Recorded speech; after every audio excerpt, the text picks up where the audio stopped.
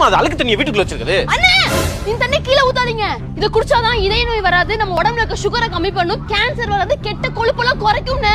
அழுக்கு தண்ணி எப்படிமா அவ்வளவு செய்யும்? ஐயோ இது அழுக்கு தண்ணி இல்லனே, நம்ம கருப்பு எல்லை தான் தண்ணியில போட்டு ஊற வச்சிருக்கேன். கண்ணங்கரேன்னு இருக்கு, இது எப்படி இவ்வளவு சரி பண்ணும்? அண்ணே நம்ம சாப்பிட்ட சாப்பாடு ஒழுங்கா செரிமானம் ஆகல அப்படின்னாலோ, நம்ம ரத்தத்துல அதிகமான சுகர் இருக்குன்னு சில பேர் இருப்பாங்க பாத்தீங்களா, அந்த சுகரை கம்மி பண்ணணும் அப்படின்னாலோ, கேன்சர் வரக்கூடாது, நம்ம இதயம் சம்பந்தமான பிரச்சனைகள்லாம் வரக்கூடாது, நம்ம உடம்புல இருக்க கெட்ட கொழுப்புகளை குறைக்கணும், நம்ம அதிகமா குண்டாக கூடாது அப்படின்னா நம்ம உடம்புக்கு அதிகமா தேவைப்படக்கூடியது ஃபைபர், அதாவது நார்ச்சத்து தான் அதிகமா தேவைப்படும்.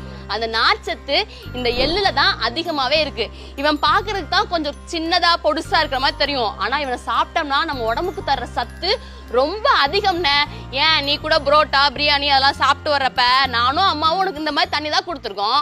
இப்ப இவ்வளவு நல்லது இருக்குன்னு சொல்ற, இது எதுக்கு தண்ணியில போட்டு ஊற வச்சு கசக்கு இந்த தண்ணியை கஷ்டப்பட்டு குடிக்க? அந்த எள்ளு எடுத்து அப்படியே வாயில போட்டு மின்னுட்டு போயிட வேண்டியதானே? ஐயோ அண்ணே அப்படி மட்டும் பண்ணவே கூடாது.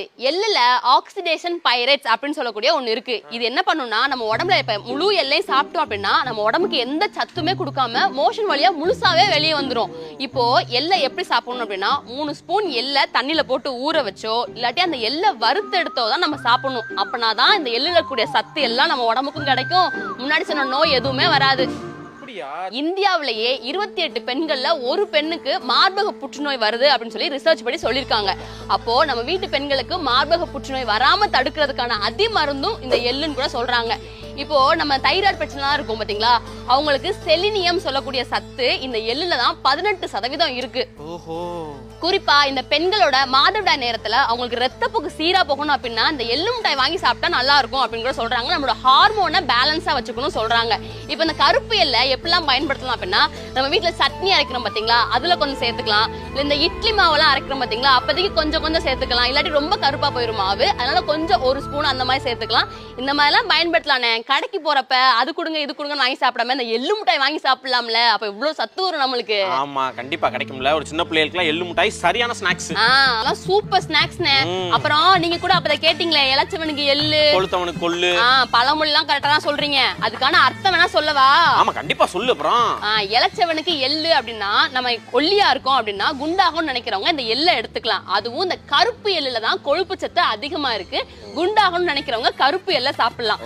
நம்ம வீட்டுல இட்லி பொடி அரைக்கும் போது இதை போட்டுக்கலாம். எள்ளு சட்னி தனியா வைப்பாங்க, இந்த எள்ளு பொடின்னு தனியா வைப்பாங்க.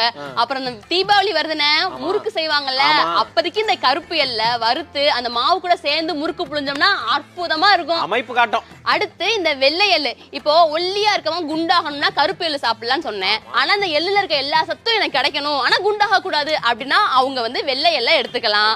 இந்த வெள்ளை எள்ளை எப்படிலாம் பயன்படுத்தலாம் அப்படின்னா, இந்த மாவு அரைக்கும் போதும் போட்டுக்கலாம், இல்ல பொடி நம்ம இட்லி பொடி செய்யறோம் இல்ல எள்ளு பொடி செய்யறோம் அப்படின்னா அது போட்டுக்கலாம்.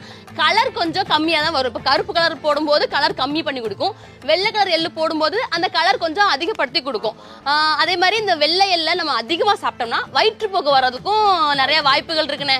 இந்த சிவப்பு எள்ளு அண்ணே, இந்த சிகப்பு எள்ளுன்றது இப்ப பொதுவாவே எந்த இடத்துலயும் கிடைக்க மாட்டேங்குது. நம்மளே கடைக்கு போய் கேட்டோம்னா உங்களுக்கு கருப்பு எள் வேணுமா வெள்ளை எள் வேணுமா தான் கேக்குறாங்க. அப்படியே சிகப்பு எள்ளுன்ற ஒண்ணு கிடையவே கிடையாது அப்படின்ற மாதிரி சொல்றாங்க. ஆனா இந்த சிகப்பு எள்ளு ராமநாதபுரம் மாவட்ட பக்கத்துல இருக்க கிராமத்துல எல்லாம் அதிகமா சாகுபடி பண்றாங்க. சிகப்பு எள்ளை பொறுத்த வரைக்கும் இதுல எண்ணெய் தன்மை அதிகமா இருக்குதுண்ணே. எண்ணெய் நம்ம நல்லெண்ணெய் அது எள்ளுல இருந்தா எடுக்கிறாங்களே. ஆமாண்ணே, இப்போ எள்ளுல இருந்து எடுத்தாங்கன்னா எள்ளெண்ணெய்னு வச்சிருக்கலாம்ல, ஆனா அதுக்கு நல்லெண்ணெய்னு பேர் வச்சிருக்காங்க. அந்த அளவுக்கு இதுல நல்ல விஷயங்கள் நிறைய இருக்கிறதாலதான் இதை நல்லெண்ணெய்னு சொல்றாங்க. கரெக்ட்மா, நீ சொல்றது ரொம்ப ரொம்ப கரெக்ட். என்ன சிரிப்பு இது வாழ வச்ச பொறுப்பு.